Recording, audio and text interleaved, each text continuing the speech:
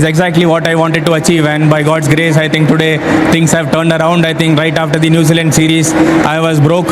I was completely out of my mind. I was like, okay, my dreams have shattered. Okay, what else can I do? But God had different. T20 உலகக்கோப்பையை வென்ற இந்திய அணி. என்னுடைய வெற்றிக்கு காரணம் இயேசு கிறிஸ்துவே என பதிவிட்டு செஞ்சு சாம்சன் நெகிழ்ச்சி. T20 உலகக்கோப்பை இறுதிப் போட்டியானது அகமதாபாத்தில் உள்ள நரேந்திர மோடி மைதானத்தில் வைத்து நேற்றைய தினம் நடைபெற்றது.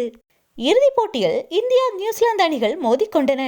இந்த போட்டியில் நியூசிலாந்து அணியை 96 ரன்கள் வித்தியாசத்தில் தோற்கடித்து உலகக்கோப்பையை வென்று சாதனை படைத்தது இந்திய அணி. இதில் மிகச்சிறப்பாக விளையாடிய சஞ்சு சாம்சன் அவர்கள் பிளேயர் ஆஃப் தி டோர்னமெண்ட் என்ற விருதை கைப்பற்றினார். மேலும் இந்திய அணிக்கு வாழ்வா சாவா என்று ஏற்பட்ட மிக முக்கியமான போட்டிகளில் தனி ஆளாக நின்று இந்திய அணியை வெற்றி பாதைக்கு அழைத்து சென்ற பெருமையும் சஞ்சு சாம்சனையே சேரும்.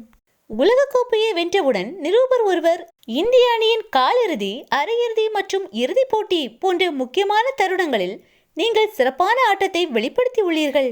இதற்கான காரணம் என்ன என்று கேட்டதற்கு சஞ்சு சாம்சன் அவர்கள் 2024ஆம் ஆண்டு உலகக்கோப்பையை வென்றபோது அந்த அணியில் நான் இடம்பெற்றிருந்தேன். ஆனால் ஒரு போட்டியில் கூட நான் விளையாடவில்லை.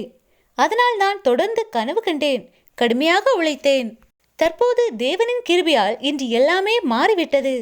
நியூசிலாந்து அணிக்கு எதிராக நடைபெற்ற சமீபத்திய தொடருக்கு பிறகு மிகவும் மன உளைச்சலுக்கு உள்ளானேன். நான் என்ன செய்வேன் என்று எண்ணிக்கொண்டிருந்தேன். ஆனால் தேவனுக்கு வேறு திட்டங்கள் இருந்தது. முக்கியமான போட்டிகளில் விளையாட மேலும் எனக்கு வாய்ப்பு கிடைத்தது. நாட்டுக்காக என்னால் முடிந்த எல்லாவற்றையும் செய்தேன். தற்போது நான் மிகவும் மகிழ்ச்சியாக உள்ளேன் என்று மனம் நெகிழ்ந்து பேசியுள்ளார் சஞ்சு சாம்சன் அவர்கள். மேலும் அவர் தன்னுடைய சமூக வலைதள பக்கத்தில், நான் எப்போதும் அற்புதங்களை நம்புகிறவன். எனக்காக ஜெபித்த மற்றும் என்னை வாழ்த்திய அனைவருக்கும் நான் நன்றி செலுத்துகிறேன் என்று பதிவிட்டுள்ளார். உலகமே உற்று நோக்கும் மேடையில் நின்று கர்த்தரின் நாமத்தை மகிமைப்படுத்தியிருக்கும் சஞ்சு சாம்சனை கர்த்தர் தாமே ஆசீர்வதிப்பாராக.